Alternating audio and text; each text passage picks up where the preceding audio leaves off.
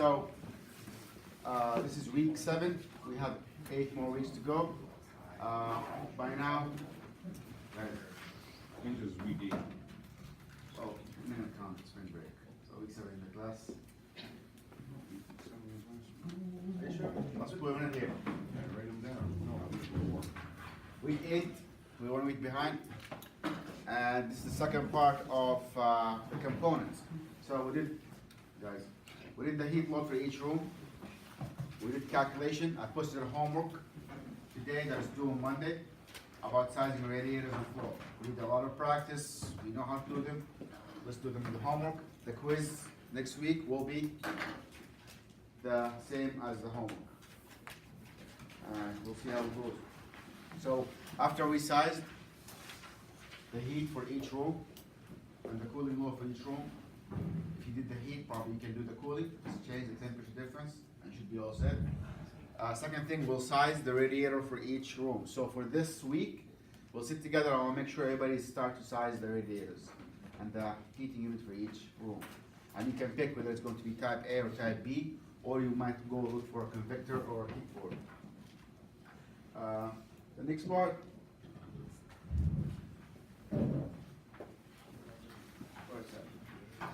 you said we're going to start sizing the radiators this week?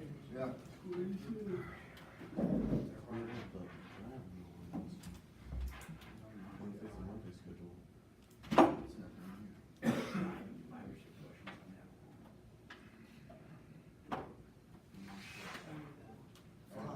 Yeah. Did you give us our projects back last semester? You have to come and take it. It was doing the last class. So I still have them if you want to. Yeah, I need it. Okay. Something's missing here. Fine.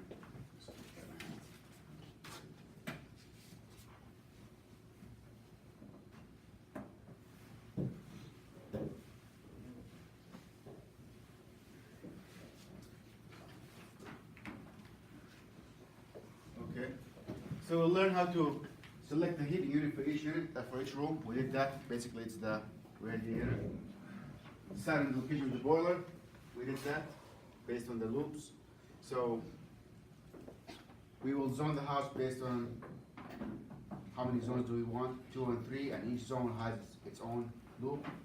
And how do we zone? We need 2 things. Either we zone using zone valves or we zone using circulators. We've done the number of loops, how many loops do we have, and how many zones. At least 2, one for the bedrooms and one for the living space. That makes more sense. You might have more zones. You might want to have a zone for the garage. You want to heat the garage occasionally. You might want to have a zone for the basement or for the attic. It's up to you. But at least you want to have 2 zones, one for the bedrooms and one for the living space. Picking up the right tubing and piping for the entire house. That's something we will do right now. I'll show you how it's done. How do we pick the tube sizing and the number of loops for each zone. Then we will determine the pump requirement. I'll show you the easiest and most straightforward way. There are so many ways you can do the calculation to give the pump. I picked the most common one and the easiest one that's available. And if you pay attention, it shouldn't be that complicated. It's mostly look up for numbers, but we'll see how it works. But at least when you go to a house and you need to size a pump, you don't have to eyeball it, because you'll eyeball it and you will go and buy the pump and you install it and it doesn't give you enough pressure, and you have to take it out and increase or decrease. So it's better than to eyeball that is to just sit down, get some measurement, do it in paper, and see what GPM and heat you need. Then we'll size the thermal expansion tank, which is only for hydronic system. If you have hot water, you need a thermal expansion tank. If you have steam, you do not need to have a thermal expansion tank. Then we'll pick the system controls. For hot water, what are the controls? What controls do we need for a hot water system? Aquastat, primary control, and what's in the rooms?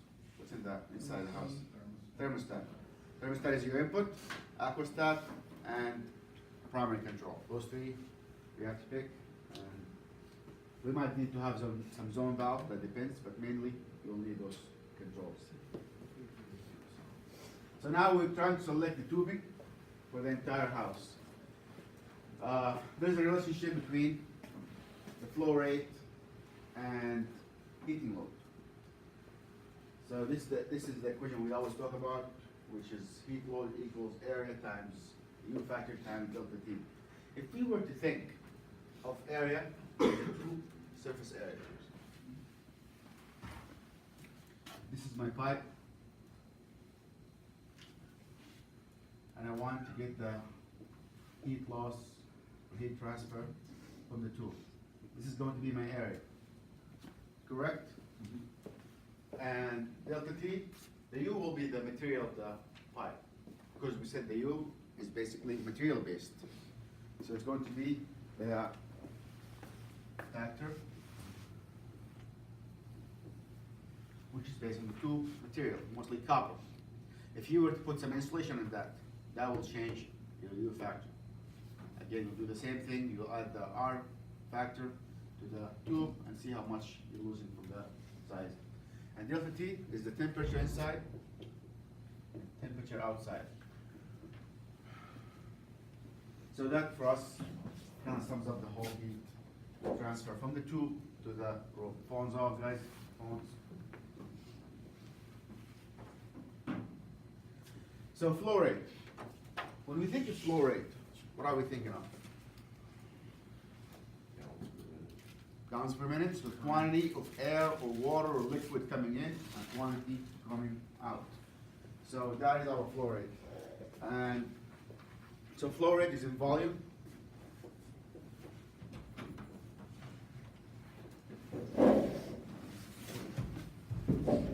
So gallon per minute.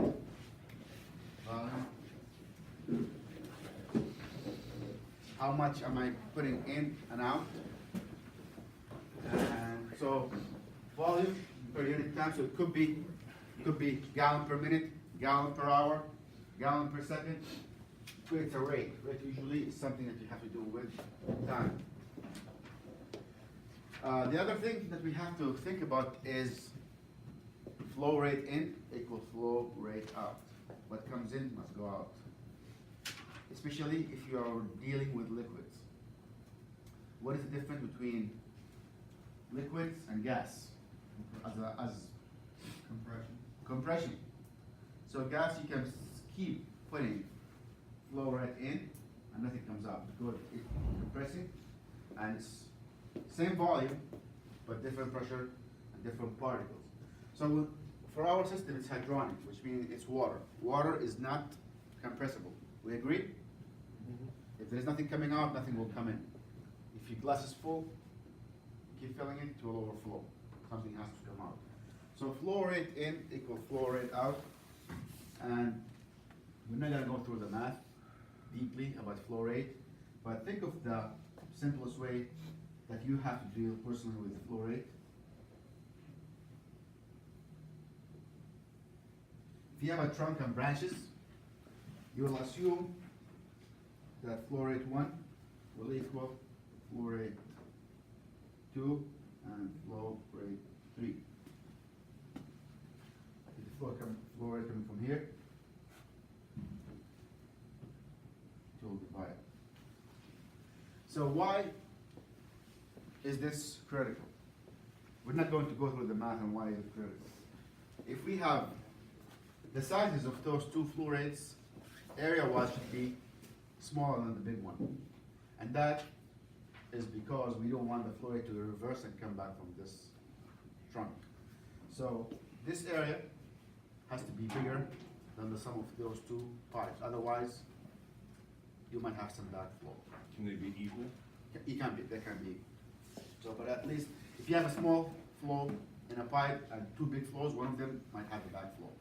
So just keep it as a general rule that the trunk should be bigger than the branches. We agree on that? Look at it's simple law of physics that the flow rate in is going to be out, is going to be out. And the flow rate always depends on the cross-sectional area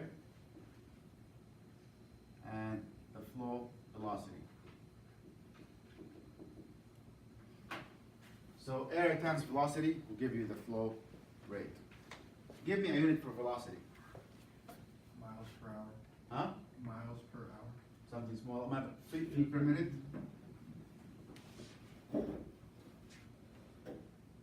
And give me a unit for area. In feet, Square centimeters. foot square, inch square, centimeter square. So if we multiply feet per minute times foot square, what do we get? If we were to multiply times, what do you get? Flow rate. Yeah, which is feet cube.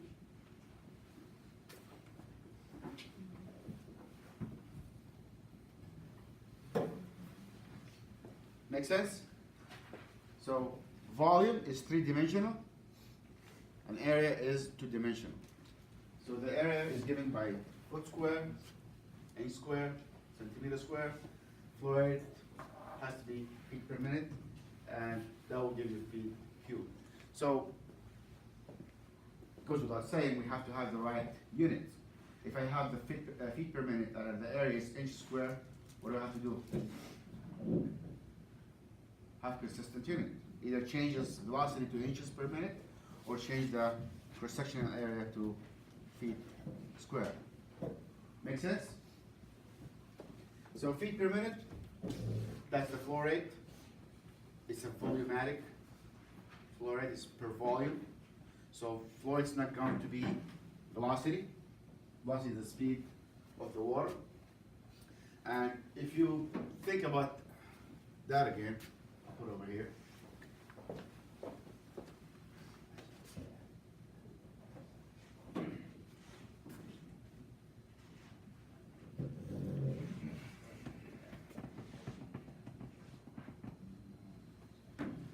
If I increase the velocity, what will happen to the flow rate? It will go up. Make sense? If I increase the area, the flow rate will go down. If I want to keep the flow rate the same, I increase the area. What happens to the velocity? Increase or decrease? Huh?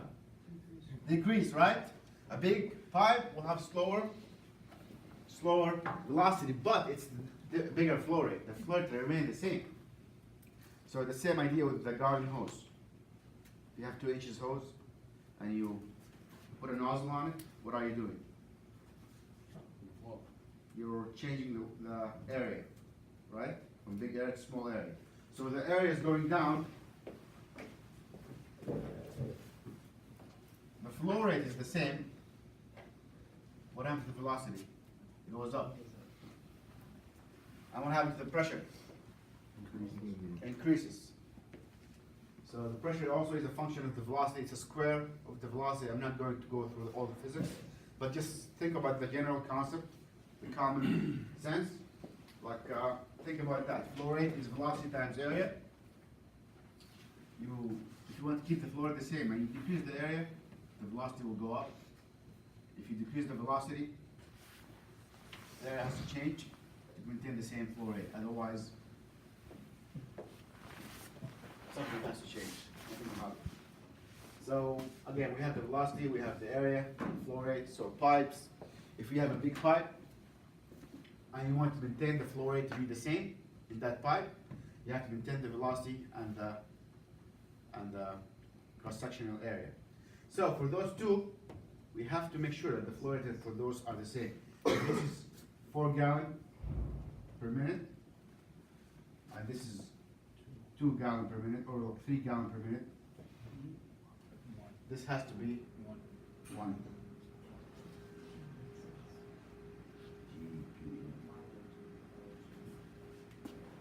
If those two have the same cross-sectional area, one of them will get all the flow, the other one won't get enough of the flow. You'll have some kind of trickling there, and you have some kind of vacuum, because there's not enough flow rate to supplement both of them. So there are scheduling for these things. Plumbers have to deal with those, not us. But at least you'll know that the flow rate has to be the same, and that will make you investigate and understand why do we have to maintain certain type of ties between trunk and branch. You cannot have too many branches on the same trunk because you're taking fluoride, and this will affect your fluoride. Why do we have to talk about that? Because this is the trunk coming out of your boiler. Gonna be one trunk, then you're gonna take branches out of it. If you were to have two loops, you have to design for that. So, if you were to add another loop later on, you have to keep in mind that the branch might not get the fluoride that you need. You might have to change the entire pipe from the trunk, coming all the way from the boiler, all the way to the 3 branches. If this is designed to be 5 gallons per minute, and you have 3 in one, and suddenly I decided I'm gonna make another branch with 1 gallon per minute. This is not gonna get anything. You might change the entire flow for the entire system. It's not going to be balanced, and the only reason to compromise for that is to increase the GPM here by 1. So keep that in mind.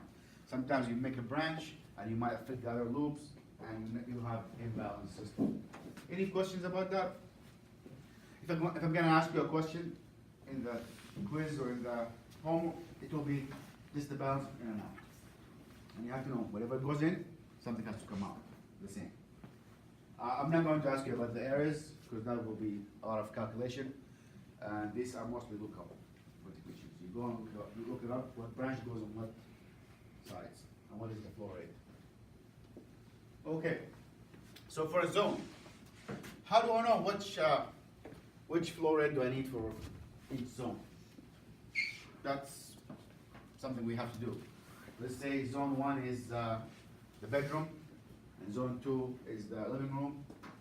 How much flow rate do I need? So the heat load, this is the heat load for the entire loop, coming out and in. Total heat load for the zone, not for the room, unless the zone is only one room. So you're going to get the heat load for the entire loop. 500 is a conversion factor because we're dealing with gallon per minute and foot cube, because inches and length usually in feet and inches, and we using GPM for pumps. So this is a conversion ratio, remains the same. It will never change, it's always 500. Delta T is the temperature difference between the water going in and coming out of the loop. How much I'm going to drop of temperature in that zone. So if you don't have a number for in and out, you always assume 20 degrees drop, at least. Otherwise, you might not have good balance system. So this is how we calculate the flow rate for that zone. And this is the desired formula. This is what we need to do for the pump. Let's say we have a bedroom. The bedroom has a heat load of 10,000 BTU hour. I want to find out what pump size do I put for that loop. Fair? When you go buy a pump, they will sell you a pump based on the flow rate and the head.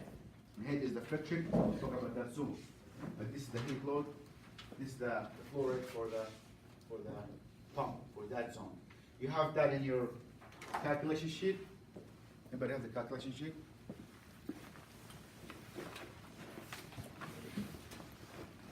Mark it out here. So if you look at the circulator and pump, this is where we started. The first equation here is the flow rate, is heat load over 500 times delta T.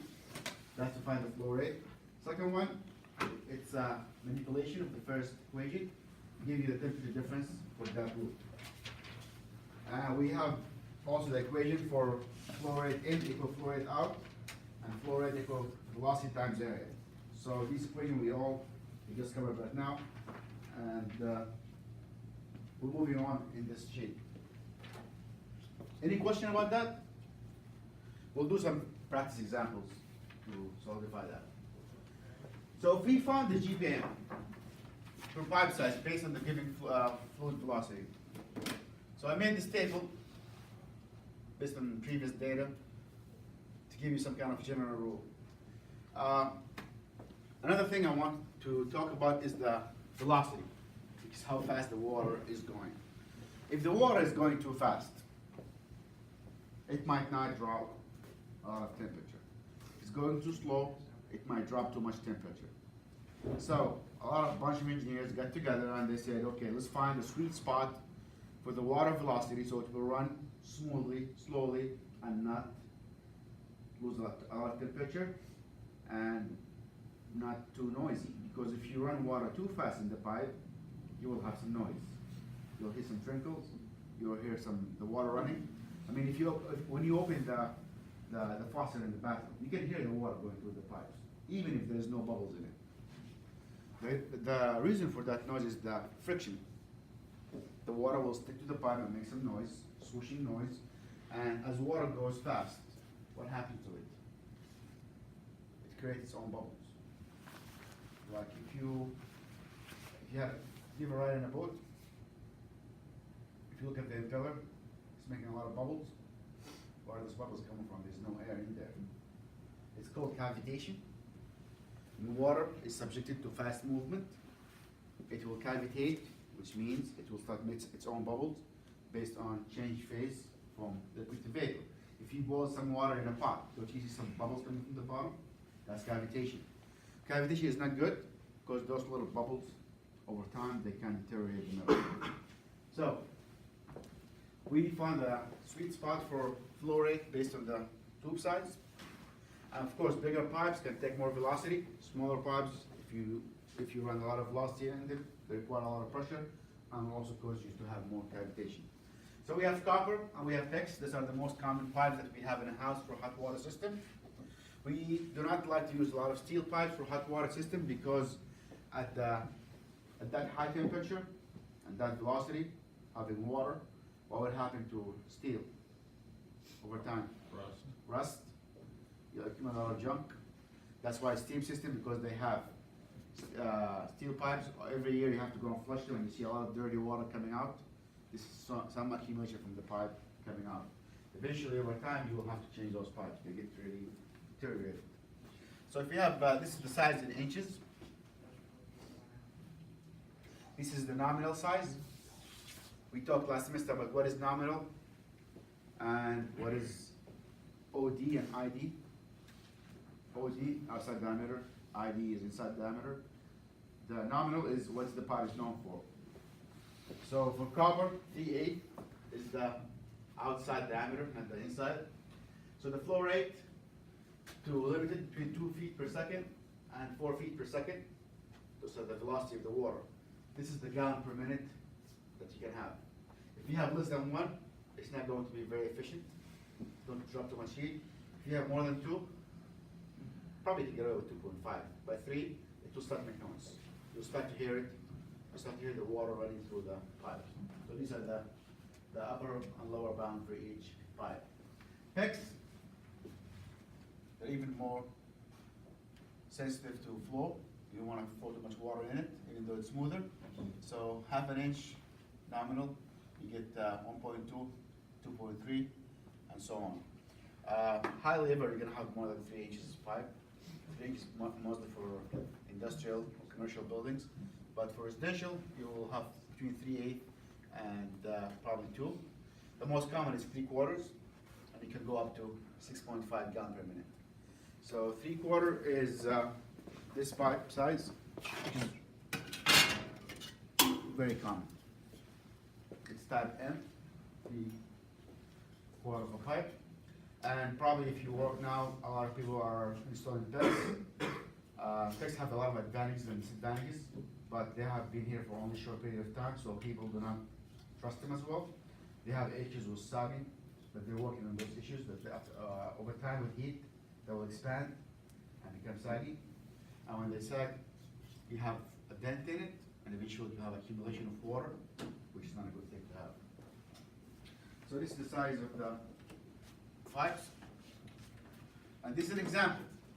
So if you have one loop house that has 3 rooms with 3,000 BTU radiator in each room.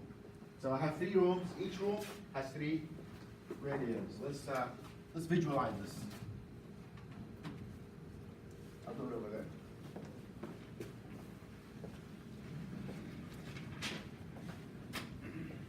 Second floor house. Somehow this house is square.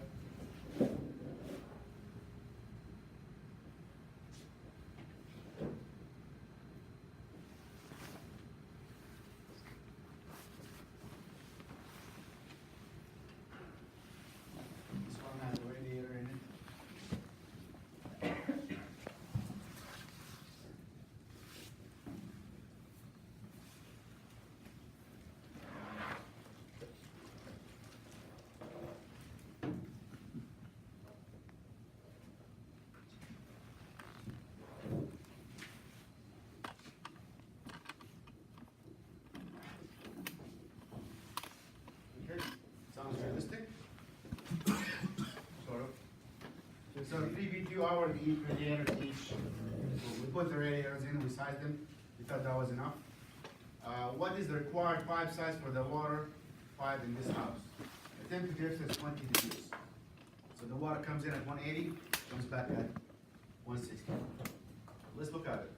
So I will add all the three BQs, so Q will equal 3,000 times 3, or 3,000 plus 3,000.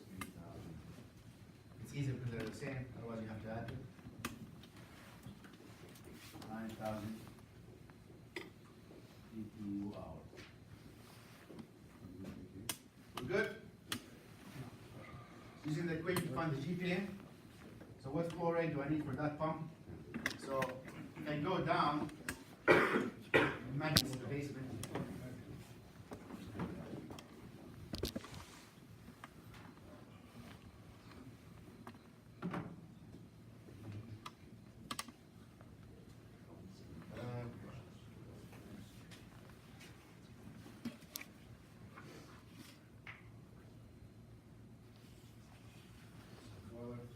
This is my pump here, it's pumping through the three lines, and it's right there, it's going out, it's coming in. This is my pump. The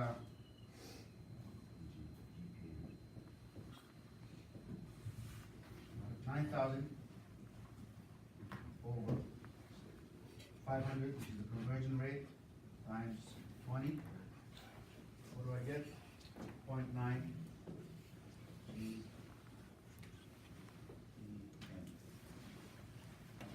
So I'm gonna go with 0.1 GPM pump will be enough for that. So would that be enough? So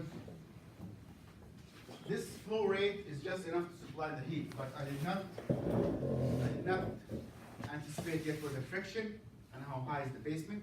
So this part with the GPM is only for the loop supply with the heat, but depending on the pipe will have some friction you have to work against, and how deep and high, how deep is the basement. If I was in the first floor, how much height do I have? At least 10 feet. What about the second floor? There's going to be another height, so that will go into the head, another flow rate. But we want to have a flow rate in that pipe with 1 GPM. So this is how much GPM I need, and I'll use that for the equation. Make sense?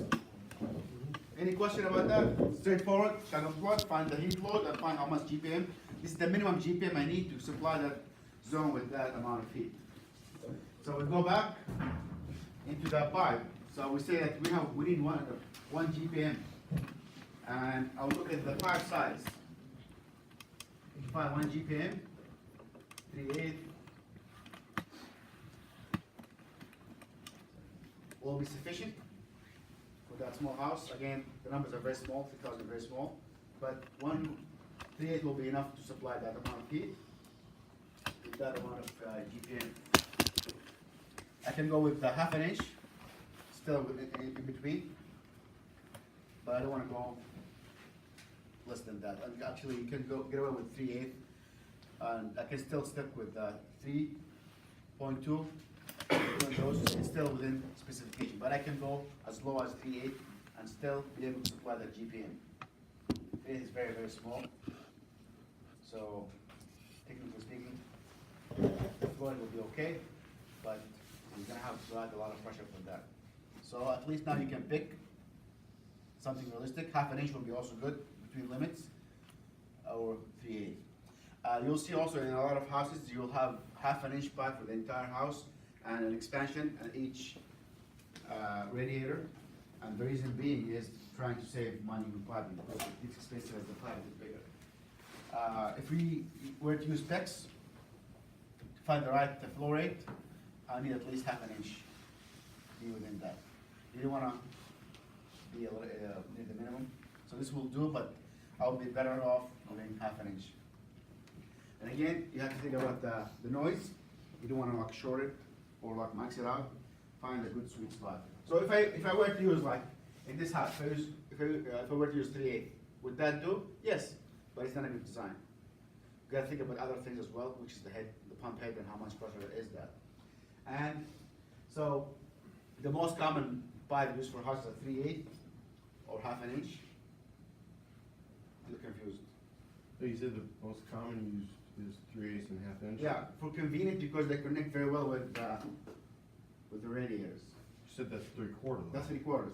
So this can go 3/4, which is okay. You can go with half an inch as well. And you can go with 3/8, but it's too small for that zone. And I had that, you'll find the same exact number for those zones. And if we calculate the whole pipe length, you'll see there's a lot of friction and losses as well. So for now, we can see that we can go with 3/8, but I'll go a little bit like a half an inch, and this is up to you. You can pick whatever you want. And once you put the house information together, you'll see which one is more realistic. Let's say, for example, you find that 1/8 is 3/8 is enough. You go to the warehouse and try and price the pipes. You'll find that 3/8 is more expensive than the half an inch. You just go and consult the table. Is it good enough or not? So you go also with the price. How much does it cost to install, and how much does it cost to purchase? So a lot of things will go into your installation.